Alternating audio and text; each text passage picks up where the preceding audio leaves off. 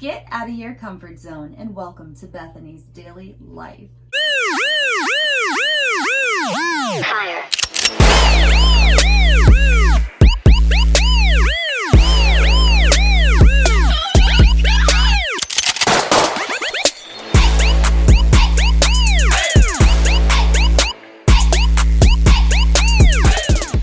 So today I will be doing a letter from prison from Calhoun. So without further ado, let's get on with the video. Hi friends! I got my medium shirt on today. Check it out. They are unsubscribing people from my channel. They're not letting people see my... You guys got to go click all the stuff and make sure you guys are seeing the videos. Anyways, here we go today. Hold on. I'm just going to stop it real quick. He is fucking adorable. I'm sorry. He's just so fucking adorable in his little medium shirt. And I love when he's like, hi friends, because it hypes me up. It automatically makes me in a better mood. So let's hear about this letter from prison. And I think for the rest of the week and next week, I'm going to be sharing with you guys my personal life. A lot of questions that have been asked and things people just guess and they think they know what they're talking about, but they're not. Today is going to be kind of sad, but also inspiring. I hope someone gets something out of this good. All right, guys, so this is going to be very real. And stay with me throughout the video because I'm not sure how I'm going to react and I don't know how you guys will react. I got home from prison 11 years ago, and when I was in prison, I didn't write very many letters and send them out, but I did write one very important letter to my son. I'm going to stop it real quick. Fun fact about me is my biological father, my daddy, that's why I got this tat, because he passed away 3 years ago. He passed away 3 years ago, but he was in prison, like in and out of prison my entire life. When I was 21 years old, he got popped with kingpin charges, and they basically threw the book at him because he was a habitual offender. So what that means is they gave him 40 to life. You know, that's how many years they gave him. 40 years to life, whichever came first, whatever he served first, they were giving him. So he passed away at like 61 or 62 years old. Anyway, I met him in prison. I don't remember him when I was growing up. I think I was like 2 or 3 the last time I saw him. Then when I got reconnected with him, I was 13 and we became pen pals. And then I didn't meet him again, like face to face, until I was 20 or 21 years old. He stayed, and that's when he got out of prison. The last time before he got popped with kingpin charges. He was out of prison for 3 months, and it was basically the best 3 months of my life. My dad, he did some things, you know, he fucked up. Drugs got the best of him, but he was a former Marine. You're gonna do things as a Marine that sometimes you can't live with. Sometimes you suffer PTSD, and he did suffer PTSD very bad, so he turned to drugs to cope and to deal. Well, I don't fault him for that. But anyway, drugs got the best of him. He fucked around, started dealing, using, and they popped him with, you know, 10 pounds of, or 5 pounds of crack cocaine and $10,000 in his sock drawer. So they threw the book at him, but in any case, those 3 months, he taught me how to change my tires and the oil and my carburetor, and like he taught me how to work on my car. Those 3 months they meant more to me, and I hold those moments dear to me, to my heart, because that was my daddy, not the man that was always cantankerous and ornery because he was on drugs and angry at the world. My dad was funny. I get my sense of humor from my dad. But yeah, we used to write letters, and I still have a lot of his letters, so if this is where that's going, I'm probably gonna lose my shit, but let's get back in. And he's kept it, and I didn't know that, he's kept it in his wallet for that amount of time. I haven't read this letter since the day I wrote it and sent it, and I didn't even know my son carried it in his wallet. This is a very old piece of paper that I'm going to open and read to you guys a letter to my son. God, this is super old. This is like a treasure paper. You're killing me, Adam. You're I'm fucking going to killing read me. to you guys a letter to my son for the first time, me seeing it, reacting to it. Here we go. Taman, I love you so much, bud. I miss you and think about you every day. I'm sorry that I'm here and I can't be there with you. It's not right that you have to go through this at such a young age. You be strong for me. You are a Calhoun. I promise we'll get through this. When I come home and get situated, you will be with me if you want to. I know it's hard to deal with your mom sometimes, but show her some love and respect. If you do, hopefully she will show you love and respect back. Please be respectful to people. Never forget to say thank you. Try your hardest in school. If you need help with your homework, make sure you ask. If your mom can't help you with it, ask for help at school. Sports and grades are very important. Being in sports and trying hard in school keeps you busy and out of trouble. I want you to stay out of trouble and learn from my mistakes. I want you to be better than me. So keep your grades up and try your hardest in sports. We had a football game today. I was talking obviously about me in prison. I played football. I played defense and offense. I scored a touchdown and almost another one. There's only 2 white guys on the team and I'm one of them. I work out twice a day and play a lot of cards with all the dudes. That's all I get along with pretty much everyone. They call me Cal. Hold on a second. My dad's nickname, because he played cards too, and he was actually in the vets club since he was a Marine. They had all the vets, all the war vets and stuff. They were a part of this club, this vet club, which for veterans. And they called him Greek because we're Greek. Hence my Greek flag here and my Greek tribal. And then this is Memory Eternal Manoli, written in Greek for my dad, but they called him Greek because no one could pronounce his name, which was hilarious. Our last name's Denikos, and apparently no one in prison knew how to say that, but let's get back in here. Okay, there's a ton of rabbits and chipmunks all over the place out on the yard.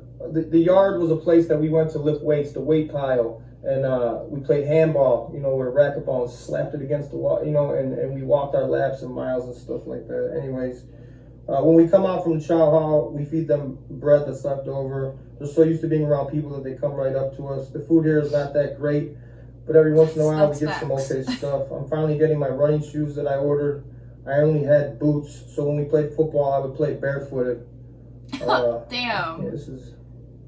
What a soldier. All the black guys call me a crazy white boy. Listen, bud, I miss you very much, and I want you to know I'm okay in here. I'm strong and you're strong. We're going to be fine, and more importantly, you're going to be fine. We're going to have a great future. I love you and miss you. I can't wait to see you. Every time you go up and bat, he was playing baseball a lot when he was a kid. Every time you go up and bat, think about all the practice me and you put in. Think about me. I'm there with you. I love you very much, Taman. Love, Dad.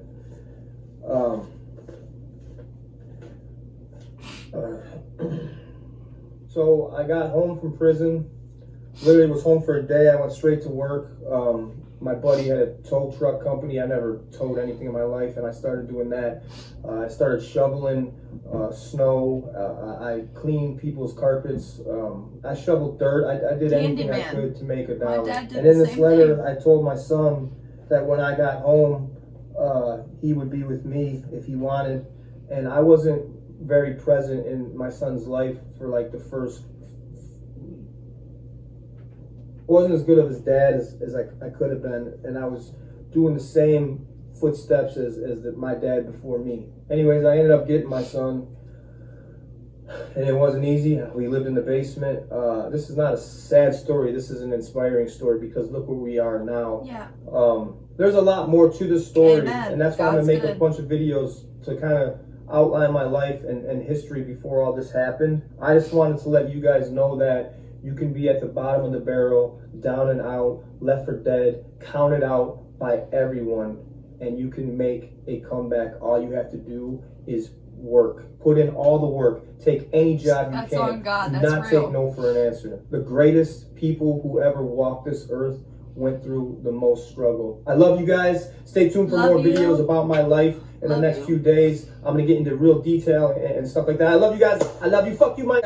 I love him so much. That was Adam Calhoun. a letter from prison. I love ACAL. He is very inspiring. I'm gonna go clean up my face. I'll be right back. I just needed a second to kind of clean up a little bit. My dad, I'm gonna share something with you guys. My daddy,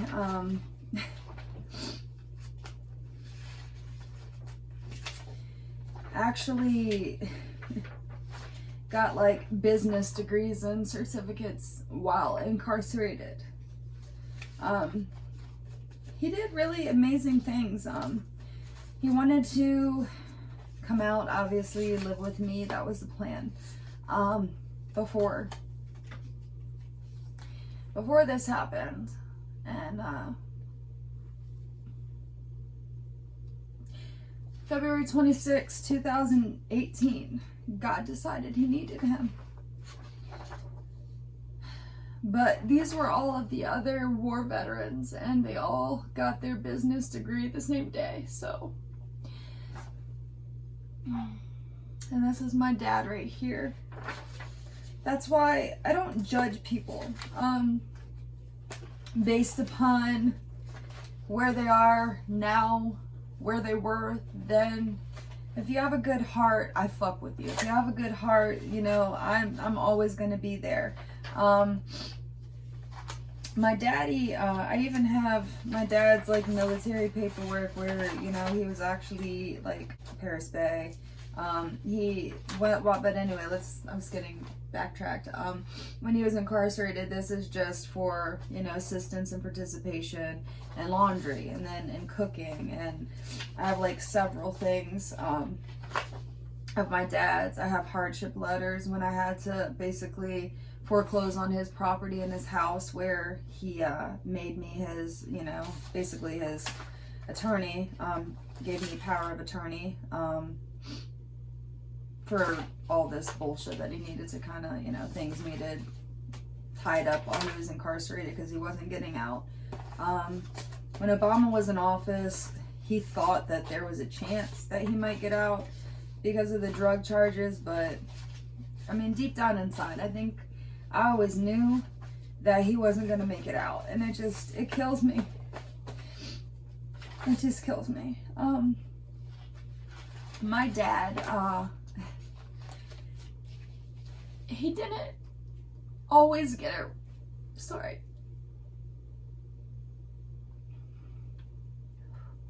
He didn't always get it right, but God damn it, he tried. And towards the end of his life,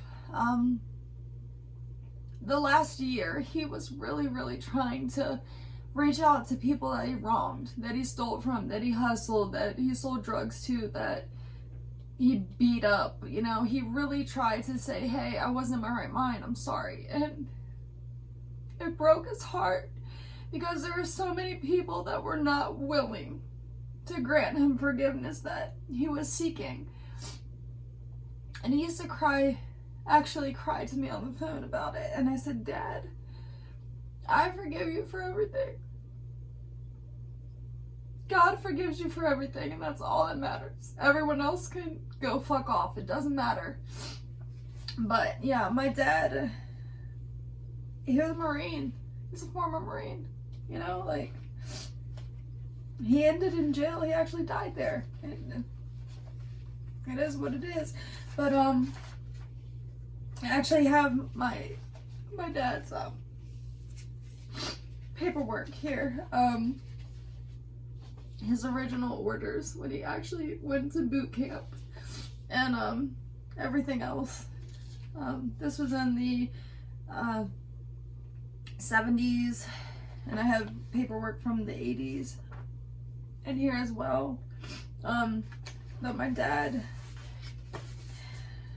it's one of those things when you join the Marines or any branch of the military, sometimes you're gonna do stuff that you're not prepared for. And I just think he just wasn't prepared.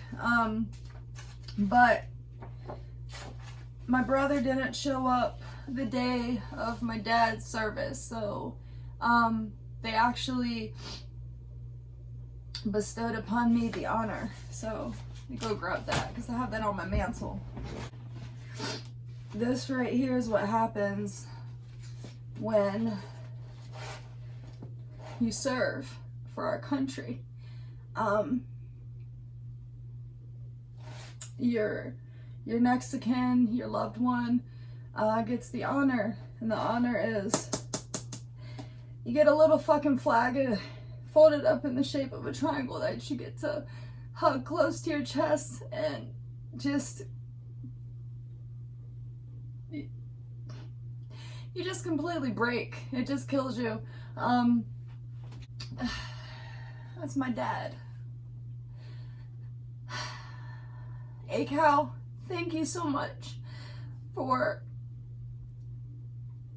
showing, oh God, I'm dying right now, for showing your humility and your humanity and trials and tribulations. A lot of people are so fucking scared about what the world will think of them, and you are living proof that you can basically come from nothing.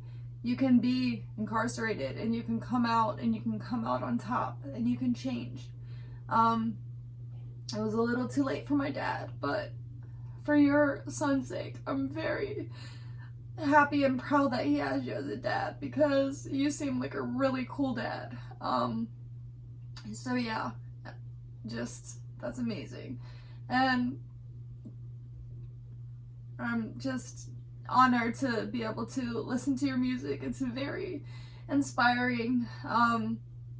You and Ryan Upchurch and Justin Stowers, which is, who the fuck is Justin Time? My boy Mises, he's my brother. You guys have been amazing men to just look up to for my 3 sons that I have here, as well as myself. And I just wanted to say I love you guys so much, and thank you for just always keeping it like completely 100 and not changing and not giving a fuck, because you make it so much easier for people like me to just say fuck the world if you don't approve of me, fuck the world if you don't like me, you know, or where I've been. Because I've been judged a lot from where I come from and my past and who my dad was, and I've taken a beating for it. And I always used to tell my dad that when he was in jail, he was like, well, you guys don't know what it's like to be incarcerated. And I'm like, Dad, you don't think we're doing the time out here without you? Like, we're still doing the time, we're just not in there doing it, we're out here.